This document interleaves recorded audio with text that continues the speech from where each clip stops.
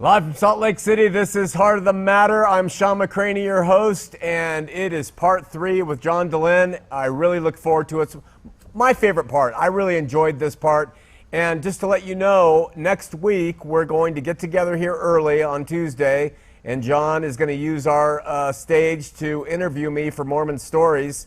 And we'll take 2 or 3 hours, I guess, and we're going to catch up of what's happened with Heart of the Matter and the ministry and where we've gone and all that stuff. And I'm sure John's going to throw some questions at me because he's heard a lot of people talk about a lot of things. So look forward to that, because we're going to try to get that ready for you to see that night, at least the first part, and then we'll keep doing it. After that, just to let you know, Eric from Jesus and the Near-Death Experience. That's on Facebook, Jesus and the Near-Death Experience. It's a closed page, closed book, closed group. But you have to go in and try to be part of it, and Eric will check you out.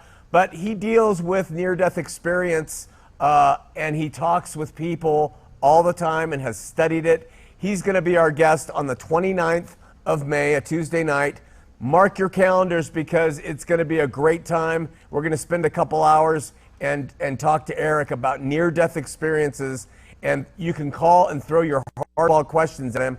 I'm a skeptic on things, and listening to him, he's very convincing about how they have vetted the phonies and the charlatans and that, and they have really looked into people who have died, dead, gone, and have experienced things, who come back and say, you know, this is what they have to share. And what they share is pretty remarkable. And I have to say, it's pretty online with the approach that we've been taking lately of the faith. So Eric, Near-Death Experiences, May 29th.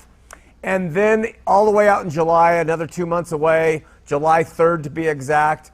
Every morning, well, not every morning, 3 to 4 mornings a week, somewhere between 5 a.m. and 7:30 a.m., I sit down with a Catholic priest. He's the father of the Cathedral of the Madeleine.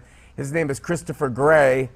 I've met quite a few people in my life. He is the single most well-read individual I've ever met in my life. He understands the nuances of Catholicism. He spent 7 years in the Vatican. He speaks Latin. He is devout to the Catholic Church, and he has cleared up so many things. Now, I don't necessarily agree with Christopher on some of the things, but I cannot question his devotion, and I can't question his love for the Lord, and I can't question his view of what Christianity looks like when the rubber meets the road. So that's going to be on July 3rd. Catholic priest Christopher Gray right here in studio with us, again for a couple hours, I think, at least, because he is so informative. We hope you'll call in. I've been pretty hard on Catholics in my life, my Christian life, and I have really maligned them generally with just being horrible, and I repent for that, because he's not a horrible man, and he lives his faith, which so many people can't say. Anyway, tonight, the final part of my interview with John Dehlin. All right, part 3, the part I've been excited about all of it, but really have enjoyed this. There's been like a 10-year or more span, well, about between John and I sitting down and talking, and so of course, he's been in the news and things, and I've watched things that have come up and seen how he's grown and changed.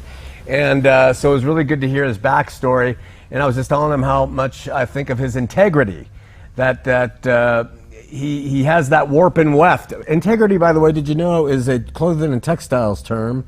And you would throw out the fabric, and little Indians would go and look, and they'd say it has integre if the warp and weft were together.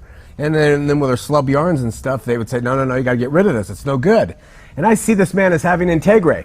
I'm sure there's issues in John's life like there is in every human, but his story so far, it really, I mean, even his pushing to stay Mormon and just up to the very end, his daughters are in leadership and he's still wanting to do it that way. I think it's been really good, really smart.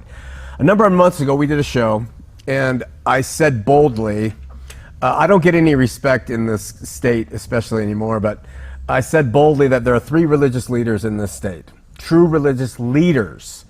And I said Denver Snuffer was one. I don't agree with Denver Snuffer, and I think he's just another form of Joseph Smith's type of thing. I said John Dehlin is one. You are a religious leader. Your religion is of a different ilk, but it is a religion in a sense. And I said I am too.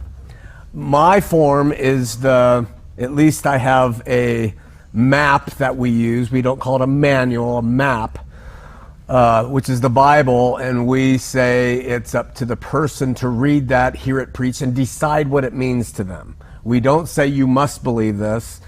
In order to be in fellowship, you have to believe how we're teaching it. You're fine. We don't care. You can come as an atheist. It doesn't matter to us. You have that right. So in we believe that's religious leadership in respect to the rest of the evangelical churches that play the church game. They say this is what this is and this is what you must do to belong here. So that's why we think that we're somewhat of a religious leader, though much smaller than you.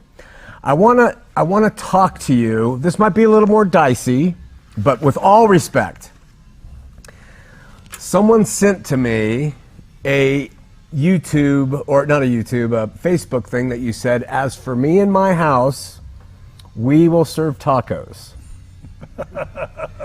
Now, I was in Pennsylvania on the mission, and those Amish farmers would take great Pennsylvania Dutch on the side of their barns, that passage from Joshua, as for me and my house, we will serve the Lord, right? And of course, there's a play on words. What does John Dehlin mean when you put that up there under your name and the people who see you as a religious leader? You're not going to believe me, but I will tell you the 100% truth. Yeah. What that means is I love tacos. Tacos are my favorite food. Mine too. Tacos are my favorite food. I love, Taqueria 27 or whatever. I love Del Taco. I went there yesterday. I love tacos. So it really was. Fish tacos. Yeah. It is that I love tacos. In that case, I'm actually, how could I not have only fond feelings for religion? Yeah. Given how much I, number one, loved my upbringing. Yeah. And then spent so many years trying to reform a church that I love so much. Yeah. So I'm concerned about cults. Yeah. I'm concerned about David Koresh and Jim Jones and Bhagwan Sri Rajneesh. Yeah. I'm concerned about people who hurt other people. Okay. But I'm not concerned about people who are people of faith who are trying to do good in the world. Yeah. So I don't have, and that's why I've been willing to have Denver Snuffer people come on Mormon Stories, or South Mountain Church, or to bring you on, or others, because I'm not hostile to religion or faith. I'm hostile to abuse and to manipulation and to cult-like tactics. Okay. So I'm anti-cult, but I'm not anti-religion. Okay.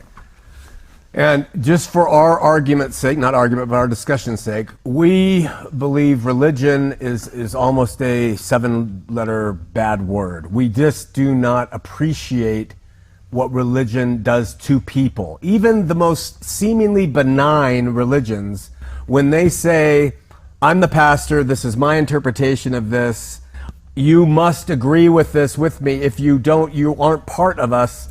That's tough for me. So we distinguish, just for us to understand, the difference between a relationship, we see the billboards, and a religion. So I'm going to do a word association with you and just hear from your heart what John Dehlin thinks when he hears God. The word that came to my mind was unknowable. Okay, I would agree. Okay. And just the word that comes to your mind is unknowable. Would you, but not extinct or not a reality? Unknowable. Like I want there to be a meaning and purpose to the world and to our existence. Mm-hmm. I want there to be this divine power. I want there to be a loving Father and even Mother in heaven. I want there to be an afterlife. I want there to be eternal life. Who doesn't want that? I think it's a great story. Do you see evidence of it? Well, I think I can see how, well, I believe that existence is miraculous. Okay. The fact that we exist, that language exists, that our brains exist, our eyes exist, complex civilizations, it's a freaking mind-blowing miracle. Every day, I can't believe there are advanced animals and humans on this earth flying around with wireless internet and flying jumbo planes across continents. Like, how is this not amazing? Like, I don't look at this life as bad or like the earth is coming to an end. I look at like our human existence in 2018 as miraculous. Okay. So, but I don't know what's behind it. I think, there was a little comic strip that I put up the other day. It was like, sent to me. Yeah, it was like, man worships stone, then man worships animal, then man worships, plethora of gods, and then man simplifies to one God, and then man worships someone who comes saying they're the son of God, and then, And there's the whole. Yeah, right, and like, religion is believing now what it's believing now, but if you go back 1,000 years, it was believing something different, and so that's why I just say unknowable. I believe that there's something amazing going on. And so even in my darkest times as a doubter, I'm like, I can call that God. Okay. Whatever it is making all this wonderful stuff happen, I'm okay calling that God. But is it a bearded dude? Yeah. Is it a Mormon thing? Yeah. Is it a force? Is it just energy? Is it just existence? Is evolution a part of that? Like all unknowable. Yeah, unknowable. So I don't know. I don't know. And it's very, I'm aware enough to know that it's very convenient to like fill in those gaps with really good stories. Like, I get to resurrect with the perfect body and be with my family again and be happy and live forever. And those are great stories. And then Mormonism you could even become a god someday. And we can fill in those gaps with really and there's a lot of incentive. Well, we can be sad and depressed and miserable and lonely and feel like everything's meaningless, or we can believe that there's a God who loves us with a loving son who came to die for us and we get to go to heaven and be happy. Well, that sounds a lot better. Yeah. And I'm just aware enough to know that, we've had myths all along, and that's the myth now. Okay. And maybe that's real, but maybe we created it. Okay. And ultimately, I was manipulated in an organization that used my emotions to get me to believe a narrative. Yeah. And so, does that narrative give me good feelings? Yeah. But then that's the same feelings that made those dudes fly that plane into the Twin Towers, and that made those people drink Jim Jones's little Kool-Aid on Guyana. Like, they really believed in that narrative that they were believing in. So I guess I've been tainted enough or jaded enough or misled enough or deceived enough to where I'm just like, I'm never going to let anyone tell me kind of like how it is on the afterlife. Like, and I've said this before, if God wants to talk, I'm here. And I've prayed and I've asked and I've really been committed to this stuff. And I'm no longer going to accept a model where he talks to some other dude, but he won't talk to me. Good. So in some sense, I feel like either I'm following God's will by following my conscience and my character, my integrity, or I'm just living the best life that I can. And when I die, I'll find out. Either way, but hopefully, I still feel like I'm moral. I still feel like I'm living in integrity. I still feel like I'm serving my fellow man. Sure.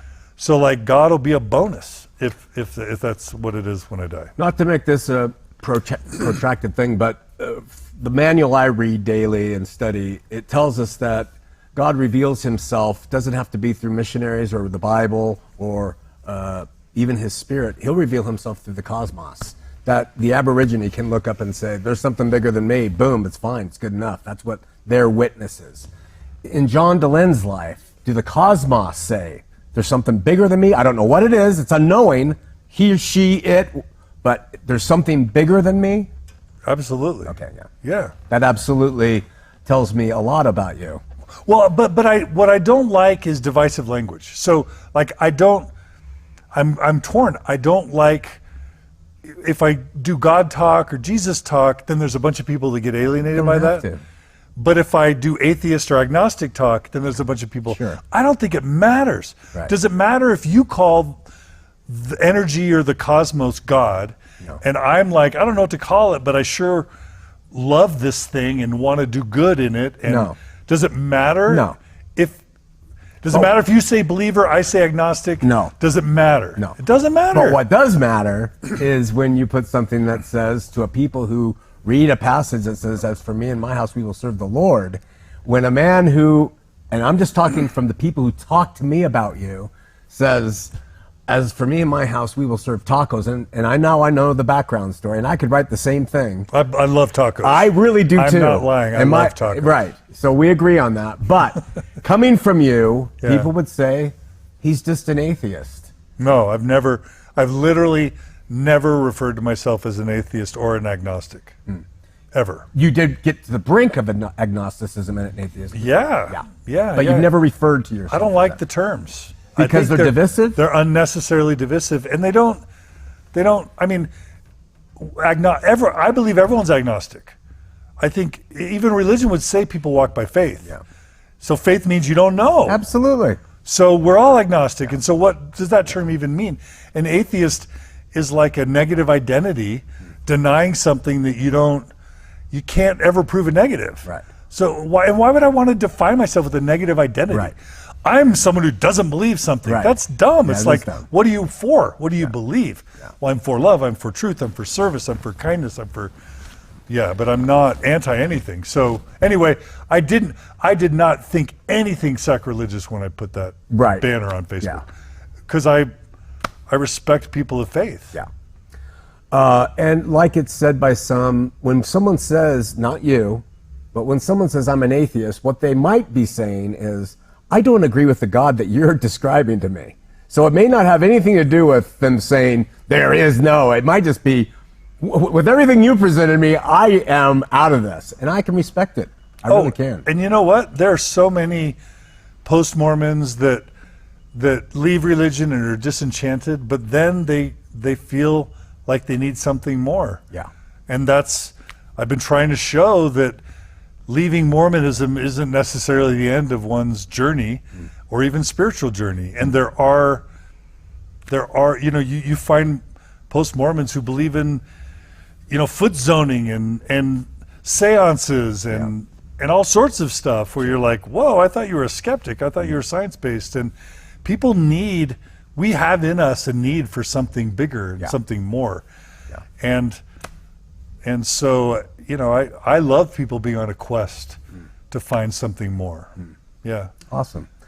Yeah. Just when you said in our earlier interview together, you said how it was so daunting. You felt like the Superman figure going up with the weight of the world with the emails you were getting. I just have to share a similar story. On our Heart of the Matter, we, of course, are trying to preach the real Jesus, not religion, to people, the Mormons specifically, who have scorched earth, who have been burned. And we want to let them know it doesn't have to be that way. But I went to an event of yours, and I had a number of people who came up. Shawn, how you doing? I said, good, how you doing? They said, great. They said, I loved your show. Your show helped so much. Great, what's up? I'm an atheist now. So I bear that thing too. I mean, it is really tough. You don't know what to do. You feel like you're ruining people's lives. You're uprooting their marriages. You get the emails. It is really tough. Yeah. So I understand what you were saying there. I didn't want to say it while you were talking about it. Saved. The word saved. Thoughts? Wow.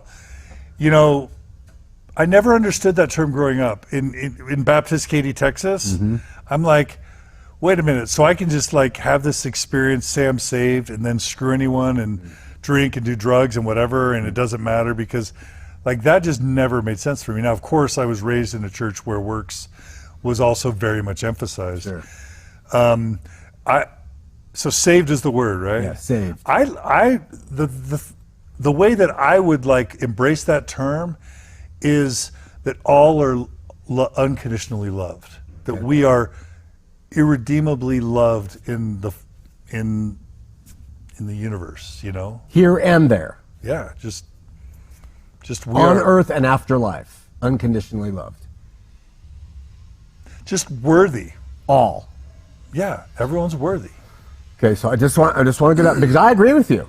You might not know that, but I agree. I think when Jesus, you might agree with that, but I agree when he saved the world, not just those who believed on him. He reconciled the world to God. So that's my religious thing. But would you agree that a lying false prophet in the Mormon Church, Joseph Smith, is loved and unconditionally brought back to God after this life, if there is an afterlife? I mean, okay, if there's an afterlife, I can't believe in a sad heaven, and I can't believe in a burning hell. Yeah, or in a God that that doesn't want everyone. You know, I would ask these questions as a Mormon back when I really was caring about doctrine, like, eternally I'm going to be in the celestial kingdom, like forever and ever and ever in outer darkness, and God's okay with this. And then you would get, well, maybe there's progression between kingdoms. And then I'm like, okay, well, if that's true, then what does the judgment mean? And why have 3 levels of heaven? If there's, okay, I'll wait a millennia or 12, and then, okay, I'm moving levels. Like, so yeah, for me, the only type of God I'm willing to believe in is an unconditionally loving, kind God who wants everybody back at the table. Not only wants, but will have them back at the table? Yeah. And will never stop having his children, do everything they could to return to him. Page. Right? Absolutely. Otherwise, he's a failure. Otherwise, Jesus and a jerk. Can a jerk, sure. Can I say asshole? Sure. You can say anything you want. If you heard some of the shows, you sure can. If there's a God, he and she, it is unconditionally loving. Okay. And never gives up. Never gives up. Yeah. A follow through to that. Would you? You don't care about afterlife. Do you not believe in it? You're not I want there to be an afterlife. You do want one. Yeah, I love life. Yeah. So why? I don't want it to end. Well, these things are important to hear from you. Yeah. I mean, I'm sure you've said them along the way, but people can't watch 900. So yeah. So no, I want there to be an afterlife for sure. I don't want this life to end. Okay. Anyone? So I'm just going back to it. Idi Amin, Pol Pot. Nobody is going to. Pol Pot's going to be as good as John. I mean, Brother Pol Pot and Idi Amin and Hitler and everybody else. Hey, God is love. So what about justice then? What are your ideas on justice? Do you have any? When human beings decide to tap into that dark spot that was in your heart, and instead of just pursuing it through Mormon stories, go down and shoot up a stake center.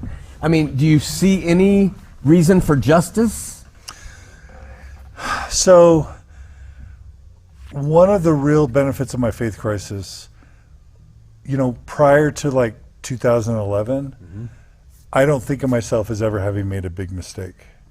Like, I was Nephi, in my mind, I was Nephi for 38, 39, 40 years. Then when everything fell apart, I made a big mistake and really hurt, my wife and kids. And it was awful, and it's the one big regret of my life, and it was really important for my growth as a person because I did something that I never thought I could ever possibly do. Wow. That, because, my parents have been divorced, and so, like, when you do something that you would have loathed just a year prior, I'll never do that, people like that are bad, and then you do it, it really changes you, and you just realize, wow, like, it gives you humility. That pride that you referred to in the early parts of my interview, that jerky exceptionalism, having the benefit of making a huge mistake humbles you and makes you see everyone differently. And you think, well, if I can make a huge mistake when I knew better and I'm a good person, then what is it that we don't get about other people's behavior? Like, and you know, all the cliches about don't judge someone till you walk in their moccasins, or, you know, everyone's fighting a battle, you just don't know what it is. You know, there are all these quotes. And so if you take that we're all capable of making mistakes, and you add to it the study, the Milgram study on obedience to authority. Do you know about that study? Sure. Yeah, it's amazing. Where they get people to believe that they're electrocuting people across the wall, and they're screaming and writhing in pain on the other side of the wall, and it's like, oh, what should I do? The experiment must continue. What? I need to continue. And you realize, oh my gosh, people will do terrible things under the spell of authority. It's almost like this ape brain that lives in these little clans of apes with the alpha male persists into human existence, and we are capable of doing horrible things purely if we're in a system that's ruled by authority. And it's not, if you study the Milgram experiment and Nazi Germany, it wasn't like every SS agent or whatever was an evil person. These were Christian people who cared about their family and loved their kids. They just had a leader that was despotic, you know? Yeah, I do know. And then you add the reality of mental illness. Yeah. Like, there are people who don't have a conscience, that you and I feel guilt or sorrow or sadness, and that, you know, just like some people can't see, some people can't hear, some people don't feel remorse. Right. And we would like to think that we know what it's like to never feel remorse, but we don't, because we feel it all the time. Yeah. We feel it deep. So what would it be like to have that part of your brain broken?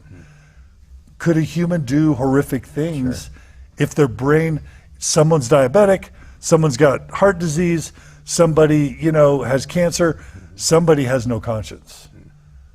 And I'm not justifying behavior, but I'm just saying, once you can look at humans from a 360 dimensional perspective, it kind of explains almost everything, really.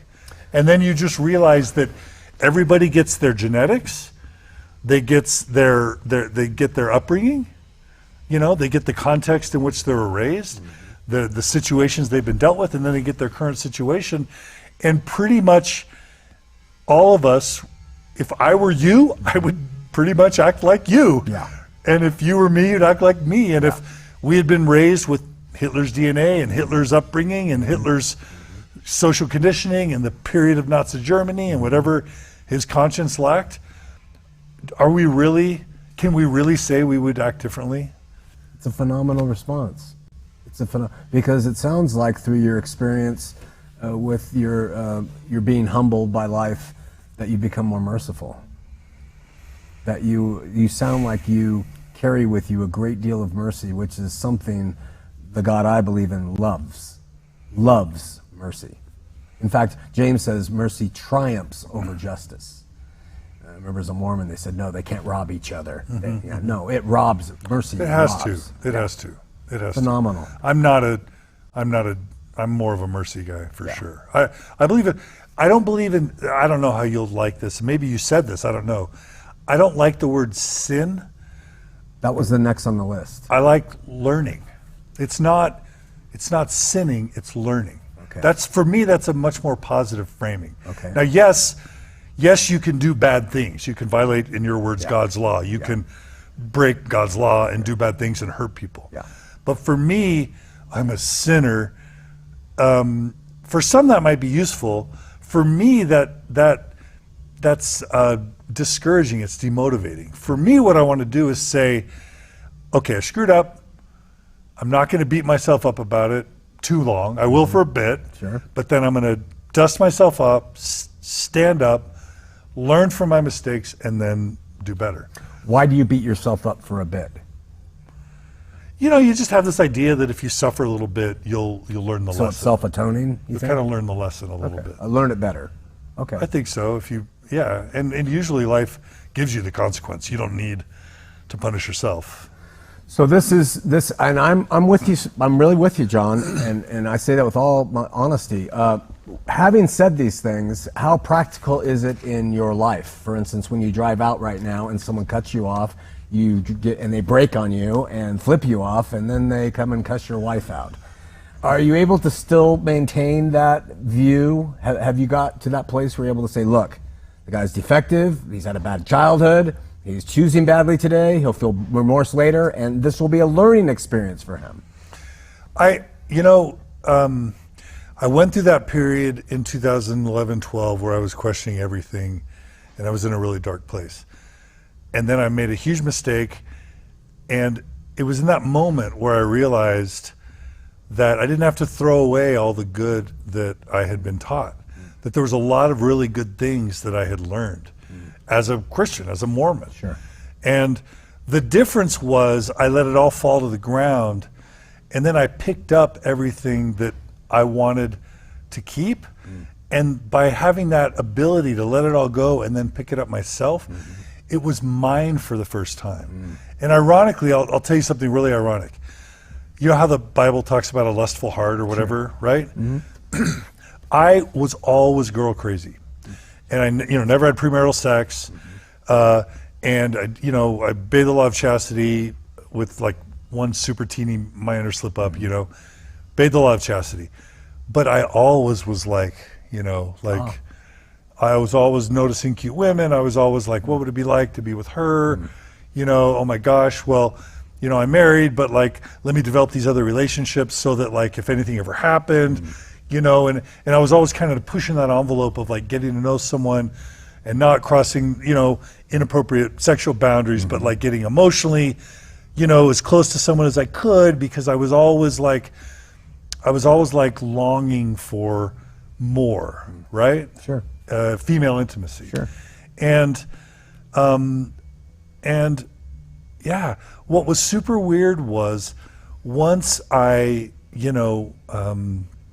once it all fell to the ground and I realized how much is at stake, what happens when you hurt the person you love most, what that does to your kids when they look at you and they see that. And then I said, you know what? I want fidelity, I want monogamy, but I'm choosing it. I'm choosing it not because and this is for me, I'm not choosing it because I'm worried about this God up there that's going to judge me, and in the books and the angels and like the scale. It's like there may be nothing there, it may be just me, but I'm choosing it for me. All that like lustful went away. Wow. Yeah, of course. And I've had like you could give me several decades of kind of a wandering eye lustfulness, and like from that moment in 2012 to today, I don't have that kind of lustful wandering heart anymore. And it's just weird that it took me losing those defective religious misconceptions that I was raised with in Mormonism to kind of turn my heart towards actual inherent goodness.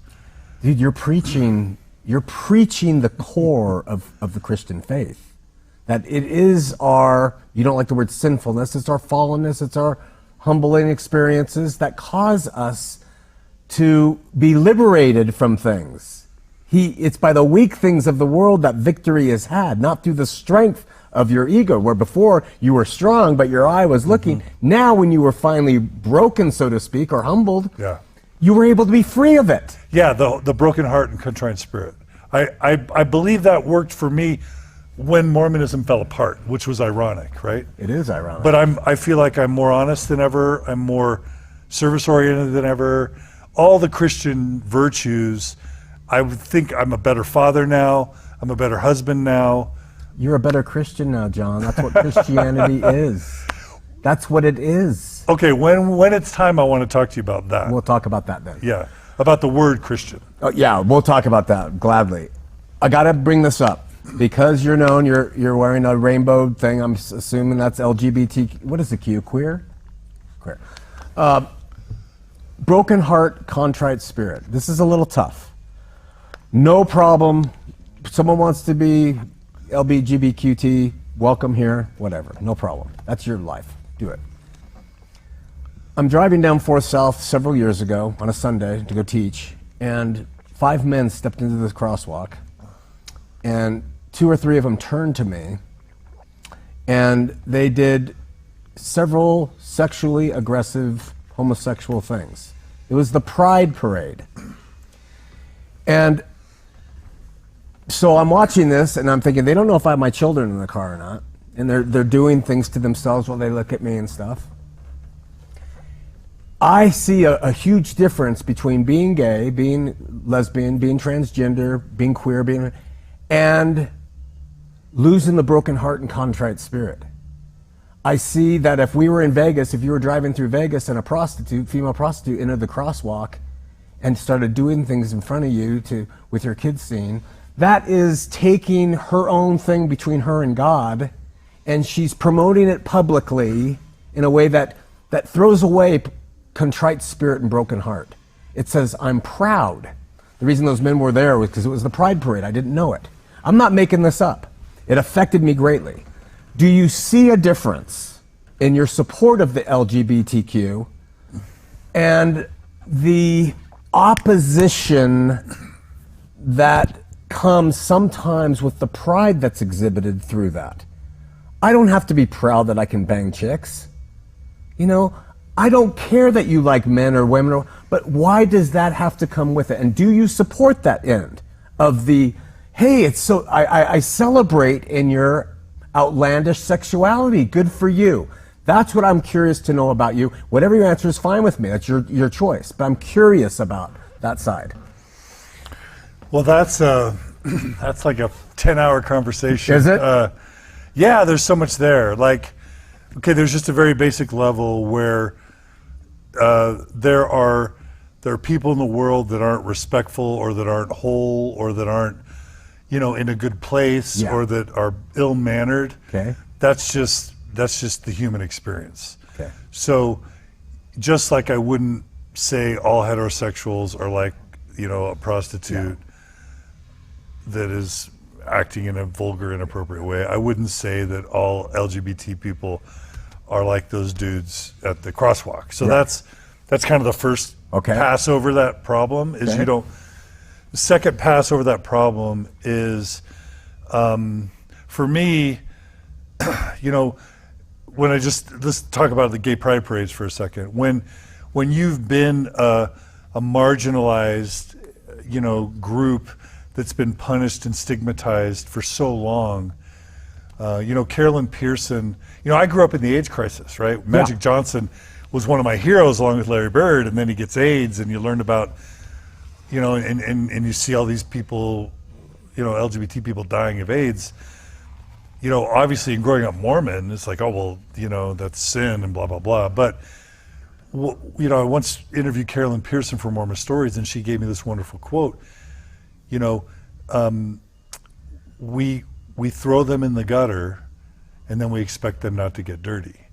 If you read this really important research called the Family Acceptance Project, what you find out is that LGBTQ youth who are highly rejected by their family of origin are 3 times more likely to engage in risky sexual behavior. They're 3 times more likely to engage in risky drug use, and they're 8 times more likely to attempt suicide.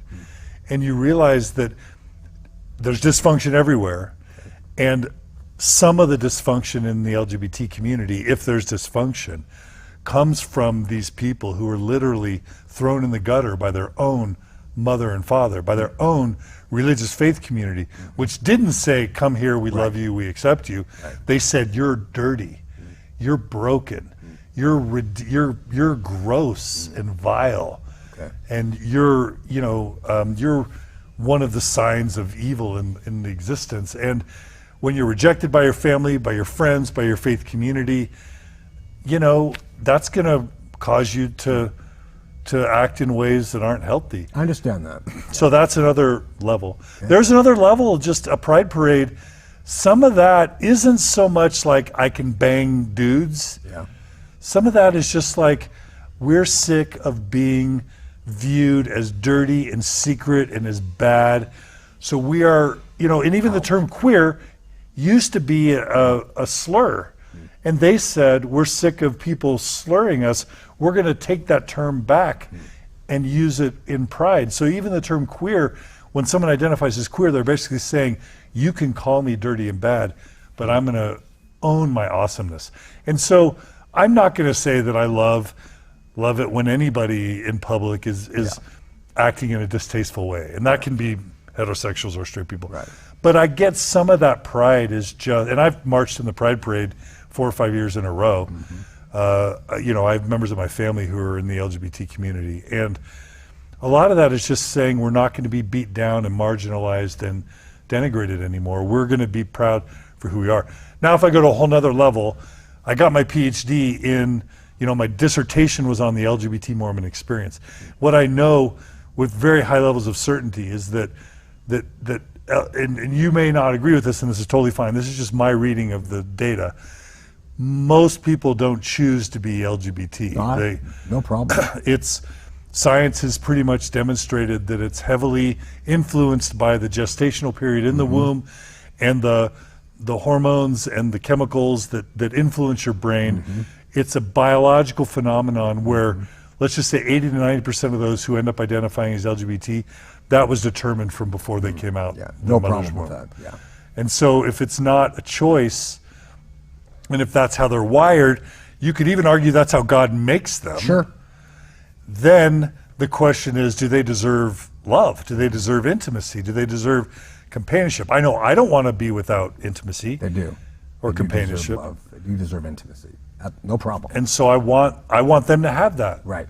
And so I don't want to impose my religious views or secular views and limit whatever love and joy and peace they could have. I only brought that situation up with that story to show our audience and those who are critical, to say, just to draw the line that you understand why there might be acting out. You understand why the parade, because they've been thrown in the gutter and all those things. But sometimes from the more conservative side, the view is you just want the whole world to be rainbow, and you're just you're just for anything they do. And I don't mean to speak of it. I'm just trying to talk in terms of how they would say it.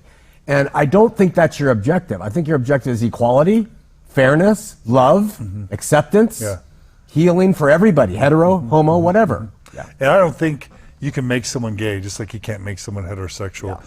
We studied over 1,000 Mormons who tried to change their sexual orientation for religious motivations, found that attempting to use God and Jesus to change your sexual orientation was actually the most dangerous form of attempting to change, and it led to suicidality. God and Jesus don't make people straight, and there's a whole cottage industry based on fraud, in my view, of charlatans who try and sell healing in the name of Christ to gay people, and it's caused generations of deep damage. Yeah. And so I'll just say this, I don't think alcohol is wrong. I don't think, responsible marijuana use is wrong.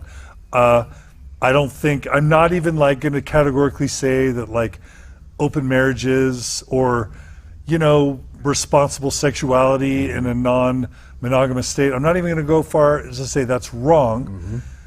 But I will say that I haven't tried beer. I've tried to be sexually responsible, and I tend to think monogamy is kind of, I don't want to say it's the best, but I'm still a big fan of monogamy. And I'm also not judgy of those who aren't. Right. But what I want for a gay couple personally is just a committed, loving, monogamous, maybe they don't want that for themselves or straight people, whatever. Again, I want to leave room for people that aren't monogamous and not judge them and say it's bad. I don't think it's bad.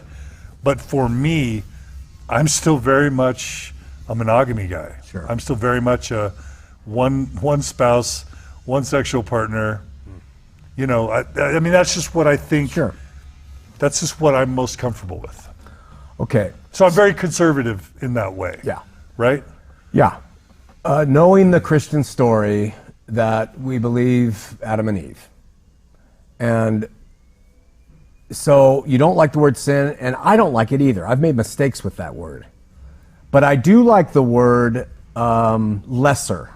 And I don't mean lesser in terms of equality or human value. I mean lesser in terms of the optimum.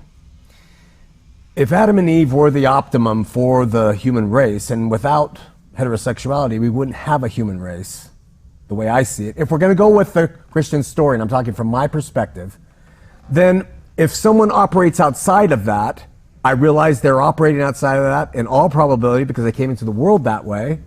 I believe that they're operating outside of that because that's who they are. And I believe that God loved the world so much he sent his son to die and save them in their way, in my way, in your way. He saved all of us in our way. We didn't repent first. We didn't come holy first. He saved us as we are. I think it helps people. You like to help people. I think it helps people to say that I don't think my status is optimum. I think that it is lesser than what maybe should or could have been but can't be. Because it keeps that humility and that broken heart and that contrite spirit within us. And it doesn't mean you can't be gay. We have gay couples who support the ministry, and they know this view, and they themselves have told me, I wouldn't choose this, but this is what I am. And we say, as you are, you're welcome. But if it becomes this is the way, it seems to me like there is more harm being done to their psyche than if they could see it in what I just described. What do you think on that? What I hear you saying is that we all need to be humble. Yes.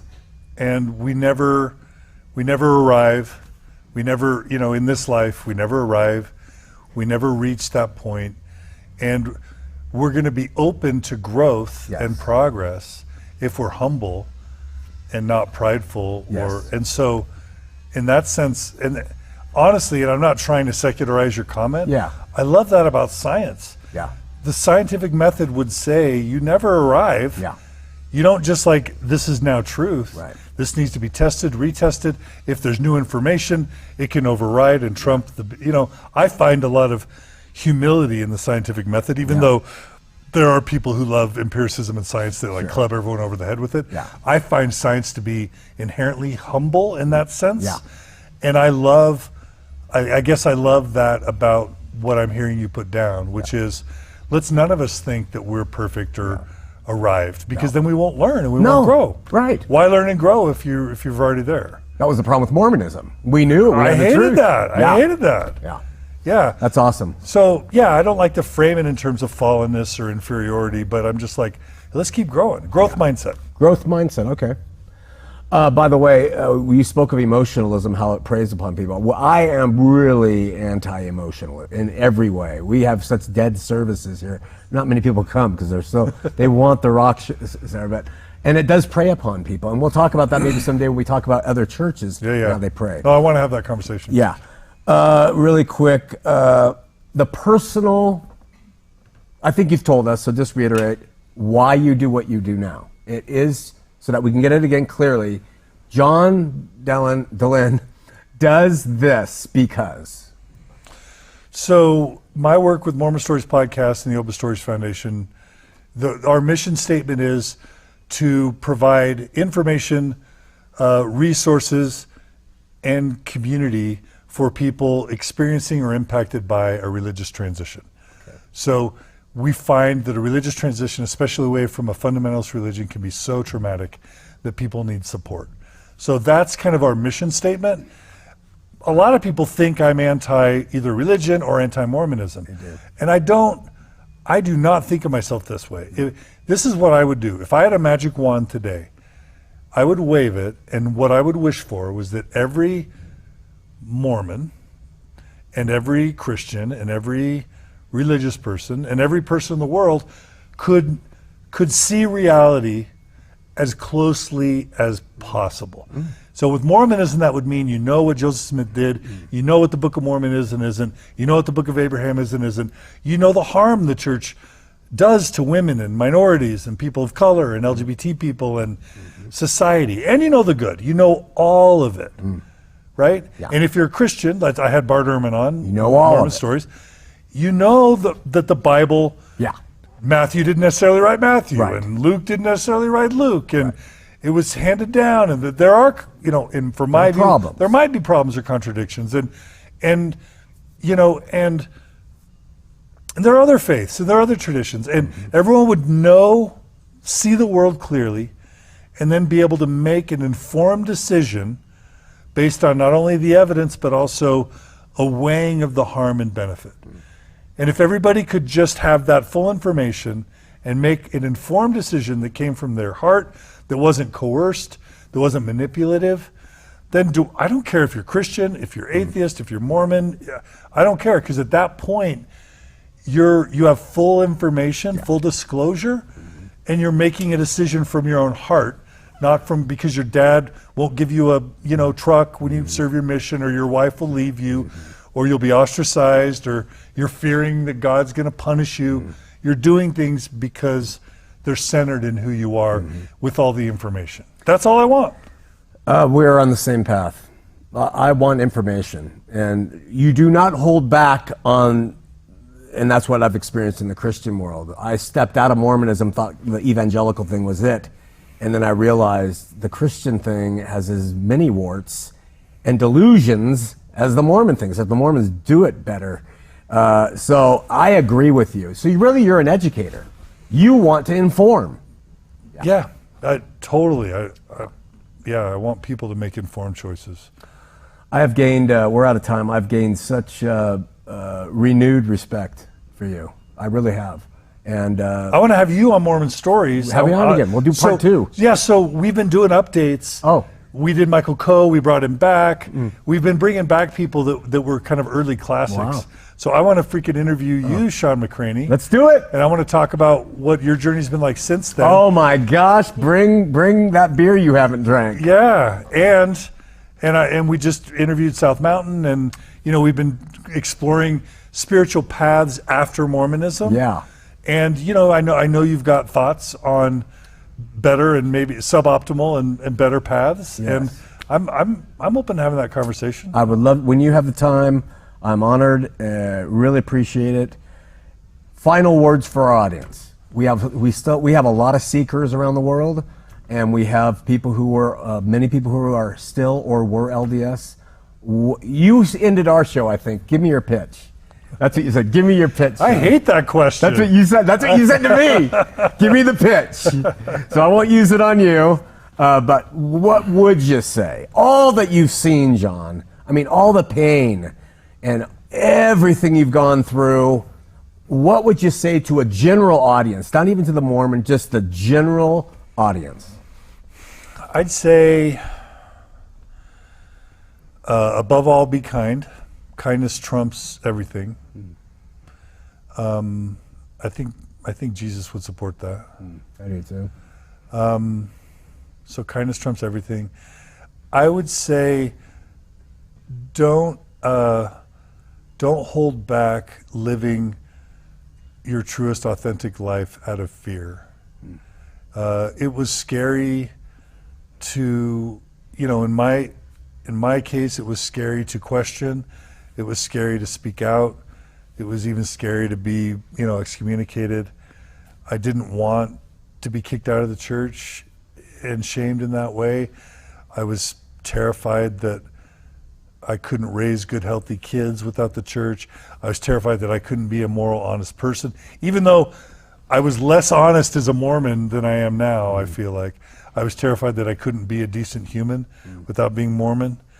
And I'm not even saying leave Mormonism, but I am saying that when Christ talks about being saved, when Buddhism talks about enlightenment, there's sort of this, level of teachings that we all get as a child from our parents, from our culture. And at some point, what I consider being rebirth, born again, is allowing all of that to fall to the ground and really going inside. And instead of outsourcing your morality, outsourcing your authority, you go inside. And I think Jesus said the kingdom of God is within. Yes, he did. Right? And what I think prayer is about is having you do that introspection and even connecting with, because I think of Mormon Stories as being an inspired act. Like I was on a walk and I felt this thing, this energy that's saying, do this. And I'm like, it wasn't a voice, and I don't know if it came from a supreme being, but it felt like something was pushing me on to do this. And so it's a combination of knowing yourself really well and then tuning in around you to what's needed for you and your own growth, for your family, for your community, for the world. And if you can put that fear away, get tuned into who you are, what you care about, and then pay attention to what's around you and to the motivation that can come. My testimony is that whether it's God or energy or the universe or whatever, forces will rise up to support your righteous endeavors. And the more that you put your shoulder to the wheel, the more that you spend your life in the service of others, alleviating suffering, promoting information and joy and wellness, it'll be scary, but you will be supported. You'll be supported by motivation. You'll be supported by surrounding influences. People will step up to support you that you wouldn't have ever guessed, and you will be supported and empowered for as many steps into the darkness as you're willing to take, or into the light. And so don't let fear ruin your life. Don't outsource your authority and your power. Plug into the power that's available to you, and you'll never regret it. I don't regret giving up $200,000 a year. I don't regret being publicly shamed and kicked out of a church. It's all been incredibly positive in the end. It's been painful. There's been adversity.